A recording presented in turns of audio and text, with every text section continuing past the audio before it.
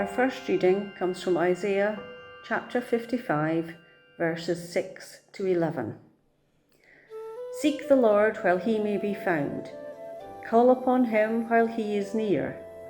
Let the wicked forsake their way, and the unrighteous their thoughts.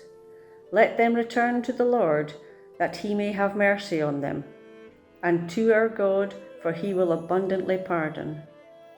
For my thoughts are not your thoughts, nor are your ways my ways, says the Lord. For as the heavens are higher than the earth, so are my ways higher than your ways, and my thoughts than your thoughts.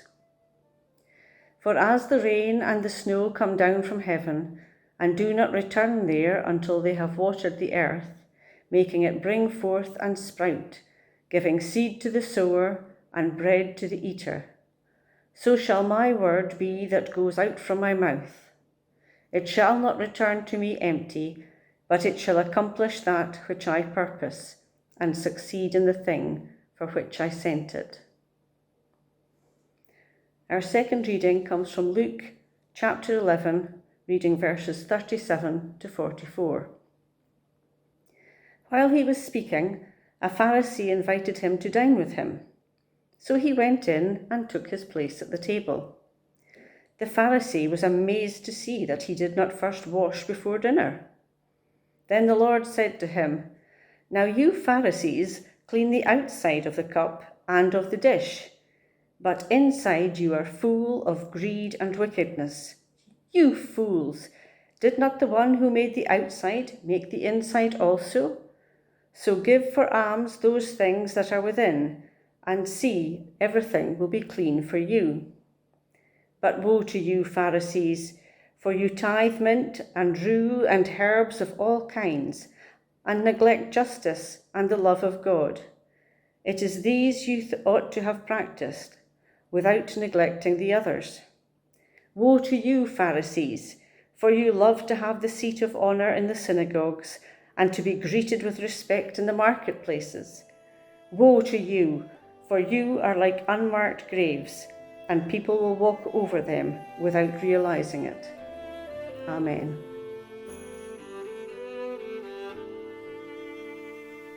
Today is a bit of a mixed up day.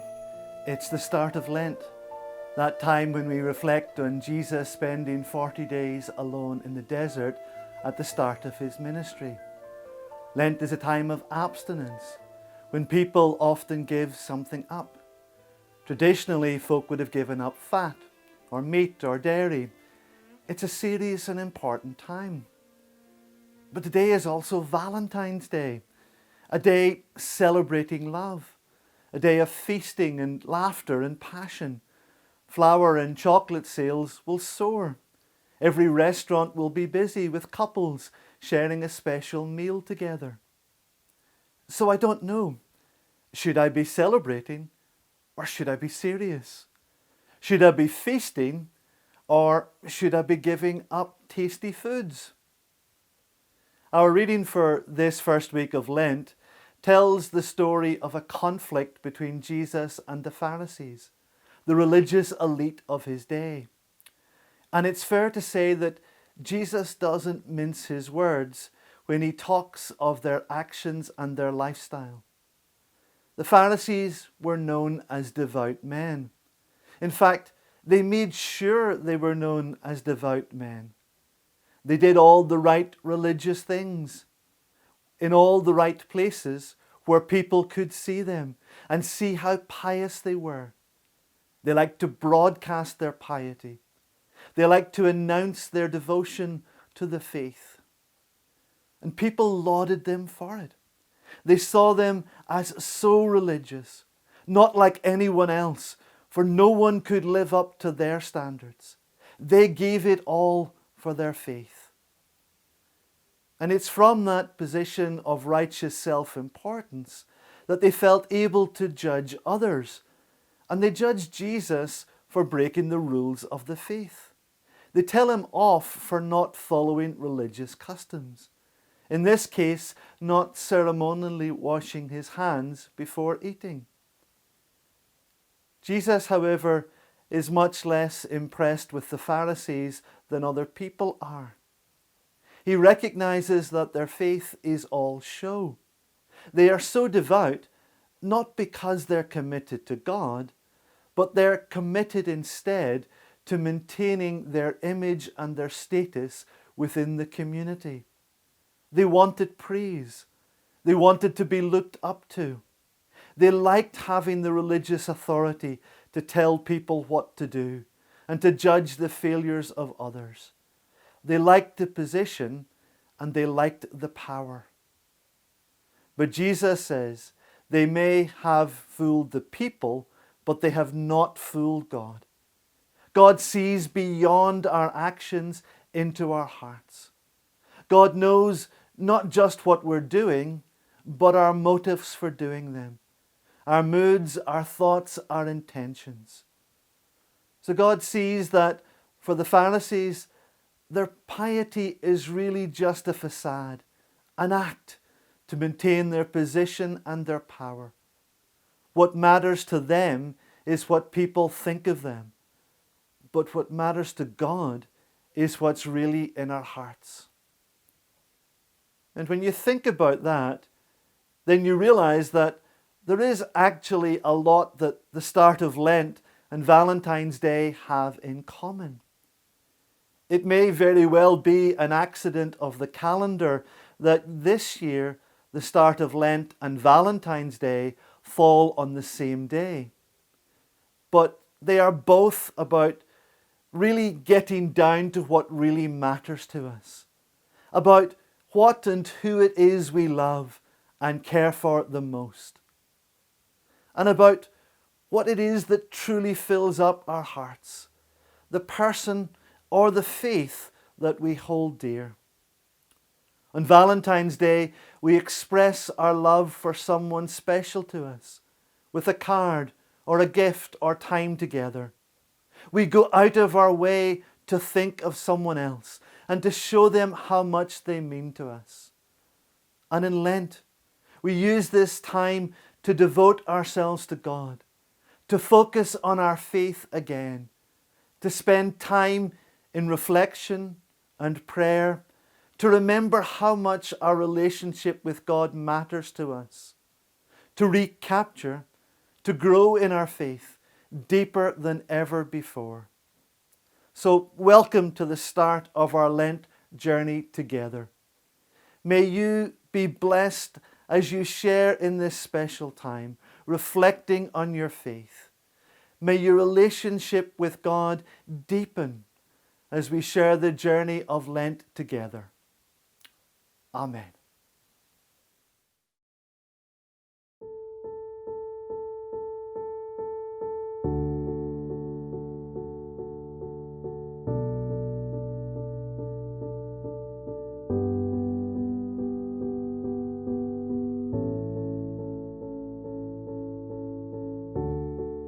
Ash, like a phoenix on its burning day, feeling the flame of passion, then the flame of pain. Left with the ashes, ashes of grief, ashes of sorrow.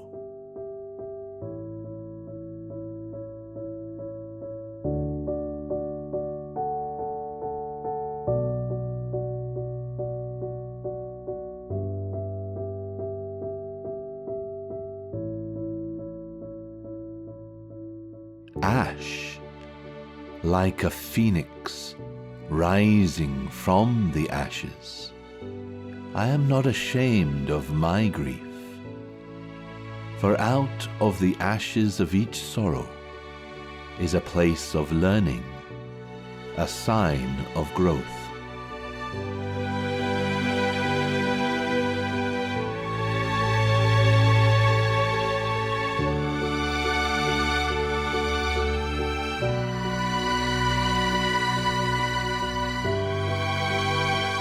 Ash, like a phoenix rising high and freely, there is a beauty in ashes, painting a picture of hope in the ashes. And out of the ashes I am left with only me and my God.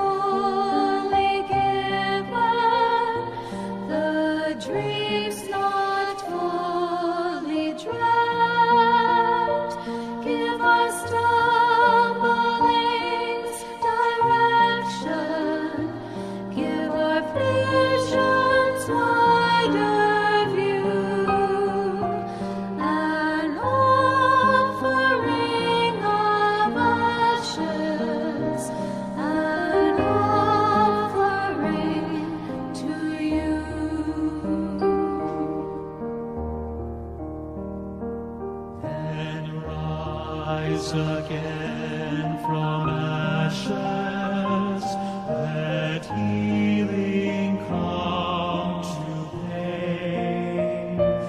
Though spring has turned to winter, and sunshine turned to rain, the rain we'll use for growing and create the world anew from an offering of ashes, an offering to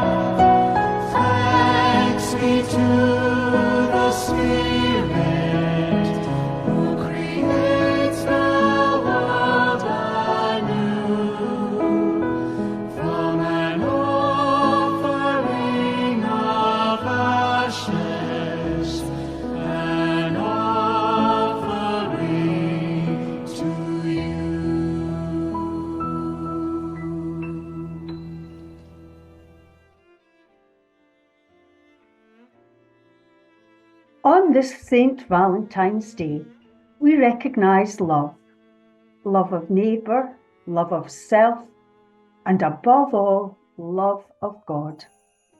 It is so easy to be hypocritical, to hold ourselves to a different set of standards than we hold others accountable. Help us to be equitable in our justice, to identify assumptions we make concerning one another, to understand when we make judgments based on thoughtless expectations, because we forget to take the other's perspective. O Lord, provide understanding and insight as we learn new ways of being church together. Prod us to recall saints in our lives who have showed us how to be faithful. Remind us of the need for sacrifice, as Valentine demonstrated care for others who held the heart as sacred. This Lenten season, we search for the heart of God. Amen.